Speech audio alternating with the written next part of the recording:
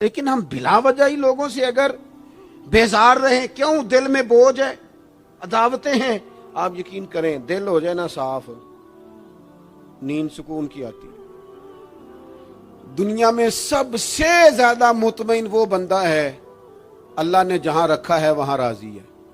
چلو ایک بات بتاؤ مجھے، ہم جس قبیلے میں پیدا ہوتے ہیں وہ قبیلہ ہماری مرضی کا ہوتا ہے کہ رب کی مرضی کا؟ جلدی جلدی بتاؤ، اتنی دیر نہ کرو، کس کی مرضی ہوتی ہے؟ تو پھر جو قبیلہ اللہ نے میرے اور آپ کے لیے پسند کیا ہم کیوں نہیں پسند کرتے؟ جو دادا نانا چچا ماموں اللہ نے میرے لیے پسند کی، یہ رشتے اللہ نے بنایا ہے نا، تو ان سے آوازار ہے، تو ان سے تنگ ہے، وجہ جو اللہ نے تیرے لیے پسند کیا اسے پسند کر۔ حضرت ابراہیم ابن ادم رحمت اللہ علیہ ایک دفعہ مریدوں کے بیچ بیٹھے تھے تو آپ فرمانے لگے دنیا میں جو کچھ ہو رہا ہے میری مرضی سے ہو رہا ہے۔ بعض بندے پریشان بھی ہو جاتے ہیں جلدی کہ اتنا بڑا دعویٰ کر دیا ہے، تو آپ ہنس پڑے، فرمانے لگے اگلی بات بھی سن لو پھر کوئی تبصرہ کرنا۔ فرمانے لگے جو کچھ ہو رہا ہے میری مرضی سے ہو رہا ہے، کیونکہ میری وہی مرضی ہے جو میرے رب کی مرضی ہے۔ میں نے اپنی مرضی اپنے رب کی مرضی میں فنا کر دی۔ اب میری مرضی کوئی نہیں، سانو قید سجن دا گہنا ہے، او جنج رکھے ایسا اونج رہنا ہے۔ ہم نے چھوڑ دی اپنی مرضی، اپنا ہے ہی کچھ نہیں۔ ہم نے نہ کبھی قطرے پہ غور کیا اور نہ دریا دیکھا، بس جہاں تیری جھلک دیکھی وہیں ڈوب گئے۔ چھوڑ دو یہ اس نے یہ کیوں کر دیا؟ وہ خواجہ نظام الدین صاحب محبوب الہی رحمت اللہ علیہ کے ایک مرید نے ایک دفعہ آ کے کہا حضور بڑی ہو گئی درگزر فقیری درویشی بڑی ہو گئی، اب جو میرے رستے میں کانٹے بچھائے گا میں بھی اس کے رستے میں بچھاؤں گا۔ وہ بڑے غصے سے بول رہا تھا، فقیر فقیر ہوتے ہیں۔ خواجہ صاحب ہنس پڑے، فرمانے لگے پتر تو زیادہ ہی ناراض ہو گیا ہے۔ کہنے لگا نہیں حضور ہمیں کچھ کرنا نہیں آتا، ہمیں بھی سارا ہی پتہ ہے، سٹ تے پکھڑا کوار گندل اسی اور بھی بوٹیاں جاننے ہاں، ہمیں بھی سارا ہی پتہ ہے، نمٹ نہیں لینا۔ سویرے جو ہمارے رستے میں کانٹے بچھائے گا سویرے اس کی گلی میں بھی بچھے ہوں گے۔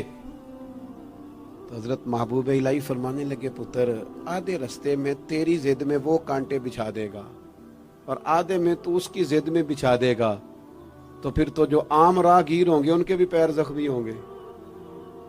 تو تمہاری لڑائی میں تو مخلوق پریشان ہو گئی۔ عرض کی حضور یہ تو آپ نے ٹھیک کہا ہے۔ فرمانے لگے اگر چاہتے ہو نا دنیا کانٹوں سے نہ بھرے اور لوگوں کو تکلیف نہ ہو تو ایک دوسرے سے تکلیف چھوڑ دو۔ یہ مت سمجھنا تیرا ایک بندے سے اختلاف ہے، تیرا ایک سے اختلاف ہوتا ہے اس کے اثرات دائیں بائیں بھی جاتے ہیں۔ حضور پھر کیا کروں؟ فرمایا اسے بچھانے دے، وہ بچھاتا جائے تو اٹھاتا جا، تو اٹھاتا جا۔ ویسے بھی جو کام ساری دنیا کر رہی ہوتی ہے وہ تو سارے کر ہی رہے ہوتے ہیں، کوئی ذرا ہٹ کے بھی کرنا چاہیے۔ جتن جتن تے ہر کوئی کھیڈے، جتن جتن تے ہر کوئی کھیڈے، تو ہارن کھیڈ فقیرا، جتن دا مل کوڈی پیندا ہی ہارن دا مل ہیرا۔ کبھی بندہ ہارے بھی اپنے دل سے بوجھ اتار دے، نفرت کو دور کر دے۔ عداوت دشمنی اگر کسی وقت رکھنی ہے تو اللہ رسول کے دشمن سے۔ اشداء علی الکفار، اپنوں کے لیے کیا ہے، خوش عقیدہ کے لیے کیا ہے، رحماء بینہم۔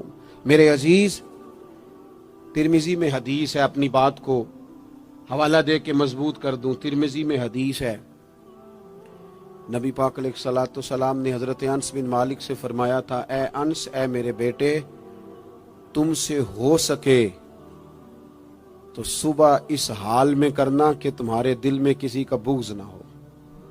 اور اگلے لفظ حدیث کے یہ ہیں، حضور فرمانے لگے یہ میری سنت ہے، یہ میرا طریقہ ہے، اپنے دلوں کو عداوتوں سے پاک کریں۔ اور پانچویں بات، اور بس اسی کے آگے پیچھے میں نے اپنی بات کو سمیٹ دینا ہے، میرا مضمون مکمل ہو گیا۔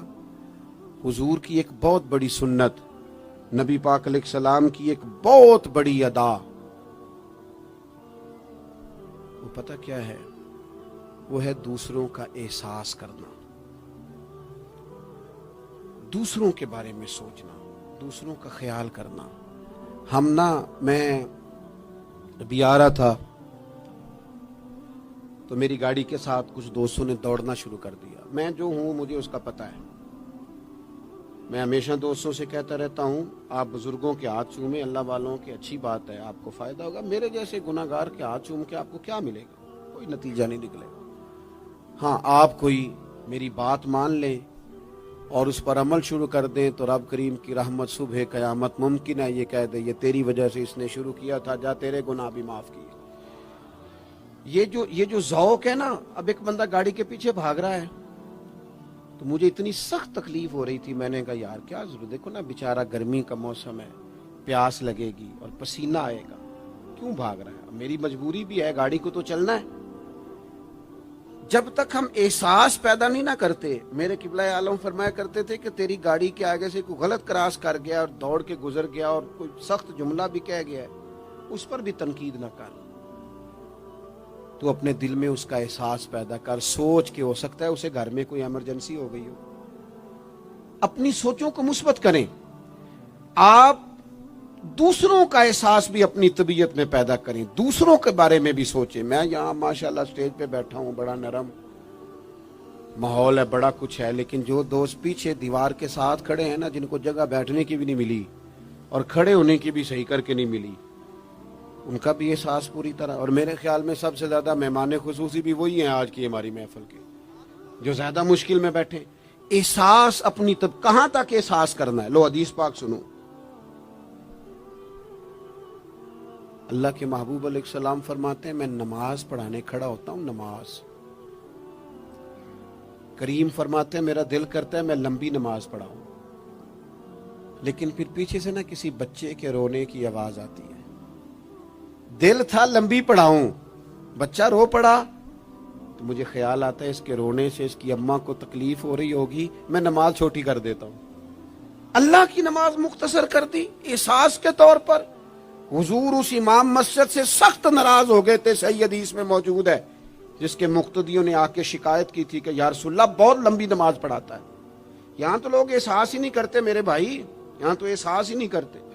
یہاں تو میں آیا ہوں نا رات کے 1 بجے محفل میں، تو میری طرح کے لوگ، او تہاڈا ذوق ہی نہیں، تسی سبحان اللہ ہی نہیں آندے، تسی ہاتھ ہی نہیں کھڑے کر دے۔ او بھائی تو نہیں آیا ہے، تو ٹر جانا ہے اپنا سارا سمیٹ کے پیسے گنا کے، اتنے بیچارے مغرب دے بیٹھے نے، ان کا ذوق، تو اپنا ذوق بھی بیان کرنا، آنا تو بھی اسی وقت محفل میں جب سارے آئے ہیں، تے نالے تو تے گل کر کے آیا میں انہیں ہزار لینا ہے، تے مفت آئے نے سارے بیچارے، اس لیے ہو سکتا ہے ان کا عشق تجھ سے زیادہ ہو۔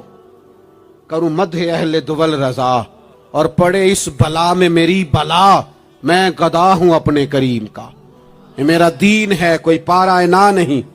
اس لیے میرے عزیز احساس دوسروں کا پیدا کریں اپنی طبیعت میں۔ ہم نا احساس نہیں کرتے، خدا را احساس کرو۔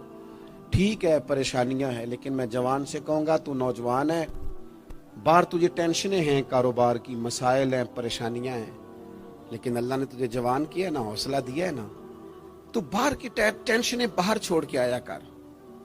گھر تیرے ابا جی انتظار کر رہے ہیں، ان کے پاس بیٹھ، ان کا دکھ سن، حوصلہ بڑا کر۔ پھر گھر کے اندر تیری اماں بیٹھی ہے، اس نے تیرے سے بات کرنی ہے، کئی باتیں سنانی ہے۔ تیرا بیٹا ہے وہ دوڑ کے آیا، ابا ابا کہتے، اور تو کہتا لے جا میری طبیعت نہیں ٹھیک۔ دنیا میں سب سے مصروف وقت رسول کریم نے گزارا ہے، لیکن حضور تو غلاموں کی بات بھی سنتے، حضور تو گھر والوں کو وقت بھی دیتے۔ سیدہ عائشہ صدیقہ فرماتی ہیں جب تک گھر میں رہتے گھر کا کوئی کام ہی کرتے رہتے، اور حضور تو نواسوں کو ٹائم دیتے، نماز کے وقت بھی ساتھ لے جاتے۔ کیوں ہم اپنے آپ سے دوسروں کا احساس نکال بیٹھیں، دوسروں کے بارے میں تھوڑا احساس۔ آپ تھوڑے دن پہلے نا، کچھ عرصہ پہلے کچھ لوگ آگے میرے پاس کہنے لگے کہ کوئی طالب علم، کوئی عالم مل جائے مدرسے میں سے آپ کے، اور ہم نے نا وہاں اپنے ہاں امامت کے لیے اور جمعہ کے لیے اس کو لے جانا ہے۔ میں نے کسی طالب علم سے کہا چلے جاؤ، وہ کہنے لگے تنخواہ کتنی دینی ہے؟ میں نے کہا کوئی زیادہ نہیں، جتنا آپ کے گھر کا خرچہ ہے اتنا اس کو بھی دے دیں۔ وہ پریشان ہو گیا، جی میں تسی نہیں سارے ہو گئے، تو اتنے پیسے دے دیں جتنا ہمارا خرچہ ہے، ہم تو صاحب ہوتے ہیں، اس کو کیسے دے دیں یہ والا خرچہ؟ تو کہنے لگے نہیں جی وہ تو ٹھیک ہے، تسی کوئی 10 چھڑو۔ اور میں نے کہا میں آپ کو وہ بتا رہا ہوں جو حضرت صدیق اکبر نے بتایا ہے۔ آپ کی تنخواہ کتنی لگائیں؟ کہا درمیانے مہاجر کا جتنا خرچہ ہے نا اتنا میرا بھی لگا دو۔ حضور گزارا نہ ہوا، فرمایا میں لوگوں کی تنخواہیں بڑھا دوں گا، جہاں سب کا گزارا ہوگا ابو بکر کا بھی ہو جائے گا۔ یہ کیا بات ہوئی کہ تو تیرا گزارا نہیں ہوتا تو مزدور کا کیسے ہوتا ہے؟ غریب آدمی کا احساس جب تک تجھے دوسروں کا پیدا نہیں ہوتا تو حضور کے اسوہ حسنہ تک نہیں پہنچ سکتا. تو نے نبی پاک کا طریقہ نہیں اپنایا. یہ پتہ ہے حضور جو غاروں میں روتے تھے اور سارا دن تبلیغ کرتے تھے اور طائف تشریف لے جاتے تھے اور عکاظ کی منڈیوں میں جاتے تھے، یہ احساس تھا، یہ درد تھا جو میرے محبوب کو لے جاتا تھا. احساس تھا. حضور چاہتے تھے رب کا کوئی بندہ دوزخ میں نہ جائے. اللہ کے محبوب رات کو روتے، دن کو تبلیغ کرتے، گلی گلی جاتے، لوگوں کو سمجھاتے. کوئی ایک بار دین کی بات پوچھتا، 10 بار بھی اس سے پوچھتا تو بتاتے. کیوں؟ احساس ہے. بات ختم کرنے لگا ہوں.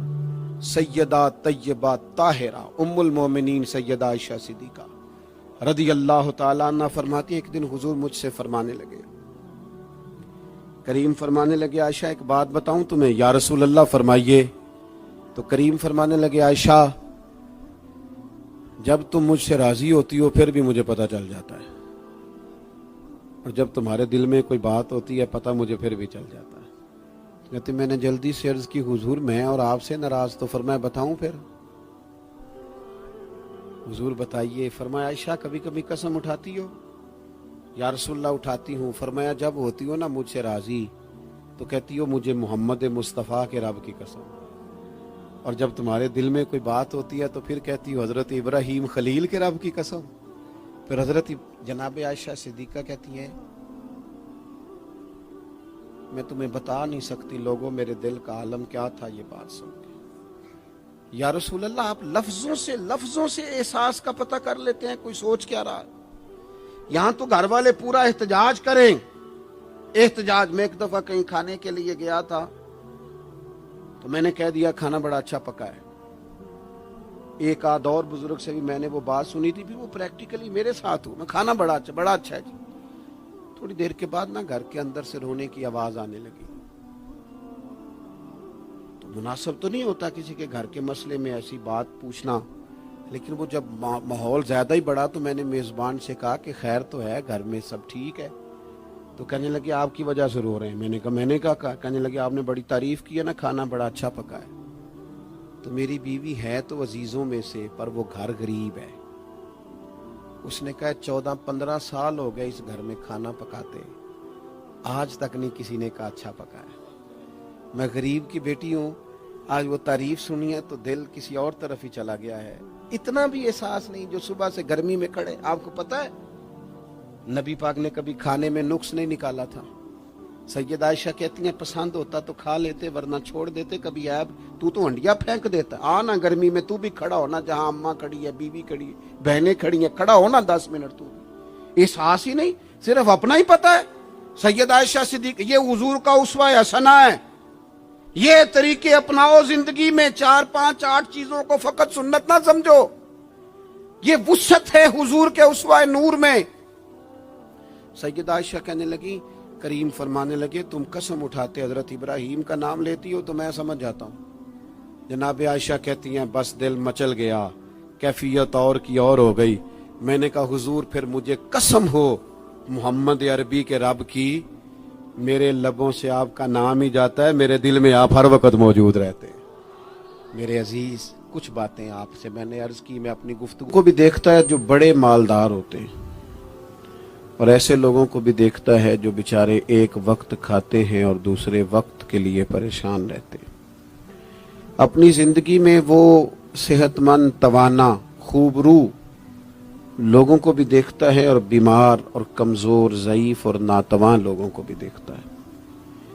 اس کے ارد گرد ایسے لوگ بھی ہوتے ہیں جو بڑی خوش و خرم زندگی گزار رہے ہوتے ہیں، اور ایسے لوگ بھی ہوتے ہیں جو کسی وجہ سے پریشان، تکلیف میں گھٹے گھٹے سے ہوتے ہیں.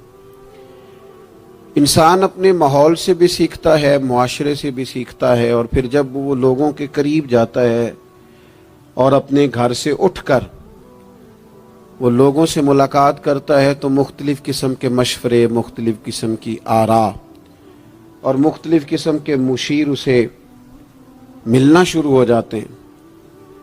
ان ساری چیزوں کے ماحول میں انسان کی سوچیں پنپتی ہیں، اور اسے بالیدگی کا موقع ملتا ہے، وہ باشعور ہونے لگتا ہے، پھر وہ کسی ایک جگہ ٹھہر جاتا ہے۔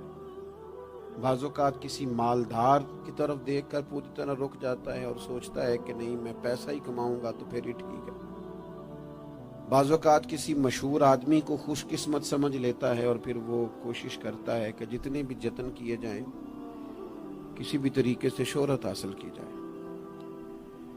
وہ اس طرح کر کے ہماری ملت کے جوان بھی، ہمارے لوگ بھی، پھر میں نے ایسے لوگوں کو بھی دیکھا ہے جو اگرچہ بہت بڑے کسی ادارے سے پڑھے ہوئے تھے اور مالدار تھے اور وزادار تھے، اور انہوں نے یہ دیکھا کہ پاکستان میں آ کر یہاں پہنچ کر مجھے خدمت کا کام کرنا چاہیے، آئے، اچھی نیتوں کے ساتھ آئے ہوں گے، کوئی ان کے پیچھے نیک مقاصد ہی ہوں گے، لیکن جب انہوں نے پاکستانی سیاست کا ماحول دیکھا نا، تو پھر نہ ڈگریاں نہ تعلیم کچھ بھی نہیں، وہ جس طرح کا ماحول تھا اسی طرح کے بن گئے، روایتی ہو گئے۔